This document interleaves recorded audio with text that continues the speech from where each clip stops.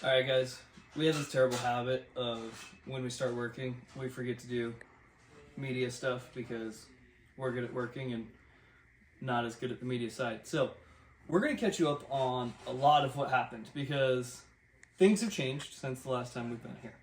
All the demos done, I think that's when we had our last update, but we've got everything insulated on this back wall, and then obviously since we did that, we can't show you that we reran our gas line, and now it's over here for our stovetop right there. We had the HVAC guys come in to cut out the penetration for where the hood vent's going to be. And then during framing, we framed in this skylight right here, and it looks fantastic. The sky's a little brown, but it'll clear up. We've got plywood on there. Currently, we've got another one over here. Now, there was a lot of detail that went into this ceiling layout. The lights are equidistant from the skylight and the wall. The skylights are equidistant from this wall, and then where the peninsula is going to be. Same thing over here. We've got a light that is in line with our skylight, which is in line with our vent right here. On the peninsula, we're going to have another light that I'm just spinning you guys in circles, but is going to attach here. We've set our block for it over here. So that's why we've got this wood little scab right here. Now, if you guys remember, we had these 2x12s that were sticking down about 12 inches right here. Now, and these guys ran on top of it. Where'd it go? We cut it out and we set a beam. Now, when we set a beam in this situation, when we first looked at the project, what I thought was, all right, yeah, we're going to open up this wall. I'm going to set a post right here. I'm going to do the same thing on the other side. And then we opened up the wall and found out it was block. So what we had to do is cut the block, pack it with concrete so that we could slip that beam inside the cavity. And then Bobby's zooming in for us right now. And then anchor it to the other side.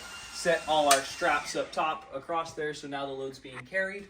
We've also transferred our load to these guys right here. So this is help carrying the roof joists. The nice part is that those are about 20-foot joists that run all the way across. So this is auxiliary support on top of this double top plate, which is probably hard to see, so just trust me on it, with some shims that is holding up it once again. So we're creating this bridge support right here, which is transferred to the beam, which is then transferred into the block, and then the post on the other side. Now, we had a lot of plumbing, especially in this area, that was hanging down into the wall. We had electrical, it was a whole mess. Cut that out, we had the plumbers out, they rerouted it. We've got our nail plates over there to tell the drywallers tomorrow, do not screw right here. But these are our nailers for the ceiling height. That's going to be where our drywall goes. We then bumped this out a couple inches because we're going to have these floating shelves that wrap all the way around this wall that look like a U or a horseshoe. It'll be pretty cool. And that also allowed for us to put our post in. That allowed for us to put these guys in and made it easier for our electrician to drop the electrical down into here and then run the circuit into here. Now, we had a U-shaped pony wall in here before for the island. Right now, we turn that into a pony wall for the peninsula. What we did with the peninsula is cut this whole wall to 3 1/4 of an inch. The reason why we did that is because we've got cabinets going on each side, and the gap that they left us in between was 3 1/4. So we need to make sure that we're not oversizing that because that's going to affect the paneling that they've ordered for the cabinet package. All of this to say is we've had a lot of details over the last couple weeks that we've been paying attention to. We have low volt lighting that I didn't mention on top of it that we've had to pay attention to because it's built into the cabinets. So all these things are details that we're very conscious of the entire time in the project as we put everything back together.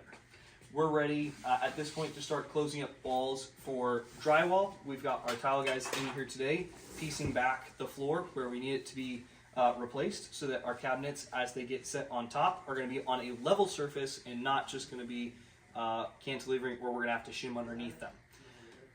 I think, last thing that we did. We had a big duct that was running down the middle right here. We turned that into a flex duct to be able to get it up and out of the way. because it needed to go over our beam, and then it needed to be able to go up so that we could put our lights in there as well.